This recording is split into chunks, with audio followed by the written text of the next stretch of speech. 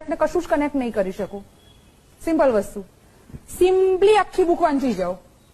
સમજવાની કોશિશ બી ના કરો, કોઈ ફેક્ટ યાદ રાખવાની કોશિશ ના કરો. ફર્સ્ટ ટાઈમ કોઈ બી બુક વાંચશો ત્યારે એના બધા ફેક્ટ તમારા માટે નવા હશે.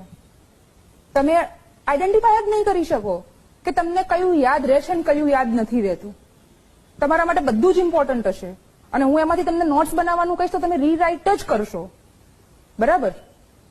અનલેસ એન્ડ અનટિલ તમે કોઈ બી બુક 2 કે 3 વખત નથી વાંચી, બરાબર, મિનિમમ 2 કે 3 વખત, ત્યાર સુધી કોઈ નોટ્સ ના બનાવતા. બાકી બિલકુલ મજૂરી થશે રીરાઇટ કરવાની. 2 કે 3 વખત વાંચશો ત્યારે તમને સ્ટોરી ખ્યાલ આવી જશે. અને આવું વાંચવાનું કહું છું એટલે એવું નહીં કે તમે વાંચવા માટે બુક લીધી અને પછી 1 મહિના સુધી વાંચવા માટે બુક લીધી 3-4 કલાકમાં કમ્પ્લીટ કરવાની હોય. ચલો 3-4 કલાક ડેલી કરીને 3-4 દિવસમાં કમ્પ્લીટ કરવાની હોય. બરાબર? પછી તમે એક 8મા કે 9મા ધોરણની એનસીઈઆરટી 1 મહિના સુધી કન્ટિન્યુ રાખો તો એ કોઈ મતલબ નથી. અત્યારે જે સ્ટુડન્ટની તકલીફ થઈ રહી છે